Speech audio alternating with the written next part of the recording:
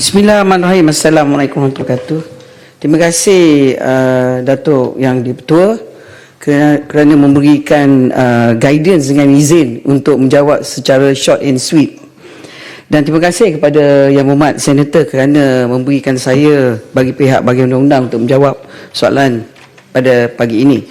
Sebagaimana penerangan saya mengenai penubuhan Suruhanjaya Siasatan Diraja RCI untuk mengkaji pengendalian perkara berkaitan dengan kes Kedaulatan Batu Putih, Bantuan Tengah dan Tubir Selatan dalam Kamar Khas Dewan Rakyat pada 27 Februari 2024. Penubuhan RCI ini bertujuan dengan izin sebagai fact-finding mission bagi pihak Kebawah Duli Yang Maha Mulia Sri Paduka Baginda Tuanku Agong untuk membolehkan pelaksanaan siasatan lanjut yang terperinci secara bebas, telus dan profesional.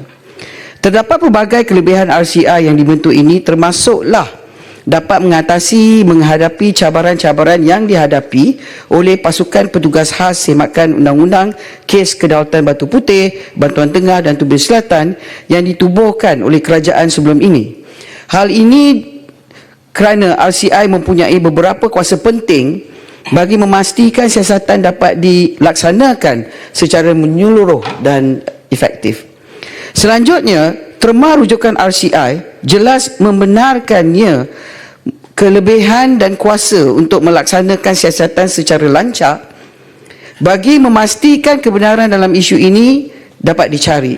Antara terma rujukan RCI adalah mendapatkan penemuan keterangan-keterangan lanjut yang berkaitan, menyemak, mengkaji dan menyediakan pandangan jika mana-mana pihak yang berkaitan telah melanggar sebarang undang-undang, norma kerja atau perkelilingan pentadbiran dalam pelaksanaan tanggungjawab, menilai dan mengenal pasti dan mencadangkan syur berkenaan dengan tindakan perundangan dan bukan perundangan yang boleh diambil, dan menyediakan laporan yang mengandungi hasil kajian, analisa dan syur yang berkaitan untuk pertimbangan jemaah menteri. Kerajaan juga memberikan komitmen supaya laporan RCI ini dibentangkan di Parlimen kelak, insya-Allah. Untuk maklumat ahli yang berhormat, mesyuarat RCI yang pertama yang dipengerusikan oleh Yang Amat Berbahagia Tun Muhammad Raus bersama ahli-ahli RCI yang lain telah diadakan pada 19 Februari 2024 di Istana Negara. Berikutan itu, mesyuarat RCI bilangan 2 tahun 2024 pula diadakan pada 6 Mac 2024 di Johor Bahru semasa lawatan kerja RCI di Johor. Semasa sesi lawatan kerja tersebut, satu sesi mesyuarat juga telah diadakan dengan Kerajaan Negeri Johor bagi mendapat maklumat dan input berkaitan dengan perkara ini. Lawatan kerja tersebut juga melibatkan lawatan tapak ke kawasan pengairan Batu Putih, Bantuan Tengah, Tubir Selatan melalui Abu Bakar Maritime Base. Selain itu, RCI juga memanggil beberapa agensi kerajaan untuk memberikan taklimat berkaitan dengan perkara yang telah berlaku seperti Jabatan Peguam Negara, Ketua Setiausaha Negara, Timbalan Ketua Setiausaha Kabinet, Kementerian Luar Negeri, Majlis Keselamatan Negara, Japan dan PHN. Pihak RCI akan memanggil lagi agensi kerajaan yang lain. Semasa RCI ini dijalankan, insya-Allah setakat ini lebih kurang 20 hingga 30% dilaksanakan, dan insya-Allah selepas raya ini saya dimaklumkan beberapa individu dan saksi berkaitan dengan kes ini akan dibawa. Terima kasih Datuk Yang di-Pertua.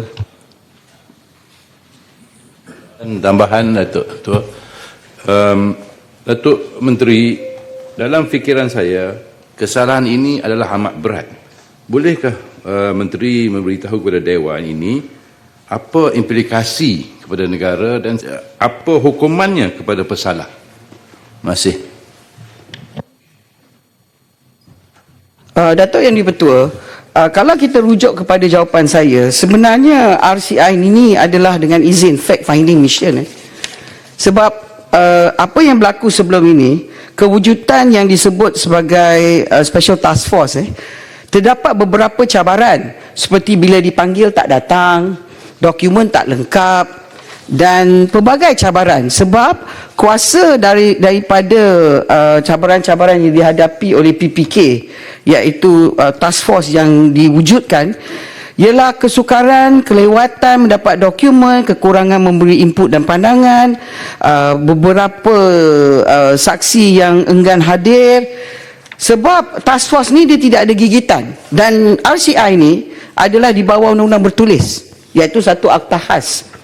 Dan dalam akta ni yang berhormat senator, dia lebih kepada issue of the commission, ataupun kita katakan dalam punca kuasa yang paling pertama, yang paling penting ialah apakah sebenarnya tugas, iaitu mencari fact finding mission.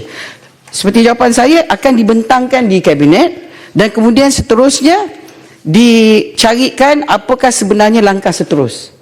Barulah ia akan dibentangkan kepada Yang di-Pertuan Agong secara menyeluruh. Itu pertama. Keduanya ialah nak bercakap tentang hukuman bukan bab RCI. Dia tak boleh menghukum. Dia hanya ada kuasa menghukum kalau kuasa tu memanggil orang tak nak datang. Itu dia boleh hukum. Sebab ikut undang-undang yang diberi dalam kuasa RCI ini ialah penghinaan bila dipanggil ada satu kesalahan jenayah di bawah Seksyen 13. Dan bila dikatakan penghinaan itu, maksud dia ialah apa-apa perbuatan yang tidak menghormati atau apa-apa celaan ataupun apa-apa ancaman terhadap mana-mana Perusahaanjaya RCI ataupun apa-apa perbuatan yang tidak menghormati. Ini sebenarnya kita lihat sebagai hukuman yang hanya ada.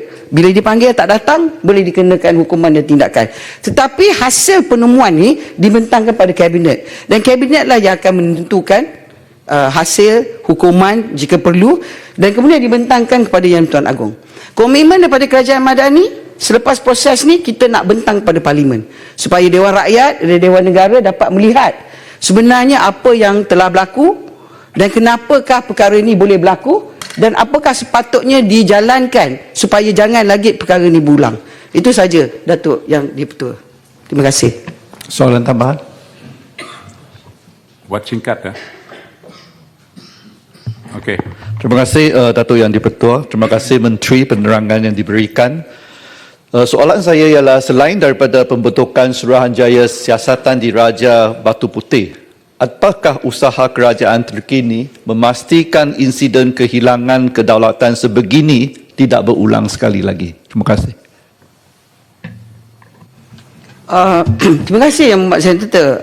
Sebenarnya Datuk Yang di-Pertua, sebenarnya dalam masalah kehilangan dalam kes Pulau Batu Putih itu ialah rayuan telah ditarik balik, dan ditarik balik semasa kes belum lagi ataupun kes tu masih dalam proses pendengaran.